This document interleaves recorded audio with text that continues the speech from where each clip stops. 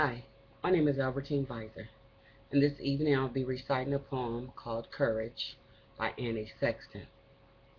The reason why I chose this piece is because it was pretty close to my heart. It had reminded me of my 17-year-old son who had enlisted in the services um, again at the age of 17.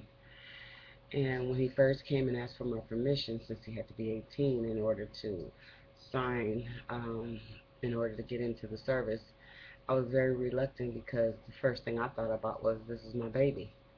All I could think about was him being born, first start walking, first teeth, um, first day at kindergarten, graduating from high school. So a lot of emotions were going through my mind. But I knew that I had to let him go and that I had to get my emotions intact because I didn't want him to fear or feel that the choice that he had made was the wrong choice. When I think about the piece, it makes me think about all of the men and women, mainly men, who are in the service, away from home, away from their families, no communication, and have to put on this brave heart. Now, I don't think anyone that I know of is willing to just um, put themselves in harm's way. But when you think about someone that has enlisted in the service, you think that's exactly what they're doing. And it was even scary for me to think about at one point when he sent me his dog tag. That was very emotional as well. But at any rate, the piece I think shows a lot of courage.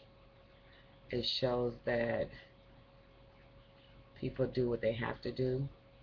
And if we didn't have these brave men and women, then our world could be a lot worse off than it is now. Thank you. Courage by Annie Sexton. It is the small things we see it. The child's first step, as awesome as an earthquake. The first time you rode a bike, wallowing up the sidewalk. The first spanking when your heart went on a journey all alone. When they called you crybaby, or poor, or fatty, or crazy, and made you into an alien. You drank their acid and concealed it. Later, if you faced the death of bombs and bullets, you did not do it with a banner. You did it only with a hat to convert your heart. You did not fondle the weakness inside you, though it was there. Your courage was a small coal that you kept swallowing. If your buddy saved you and died himself in doing so, then his courage was not courage. It was love. Love as simple as shaving soap. Later, if you have endured a great despair, then you did it alone.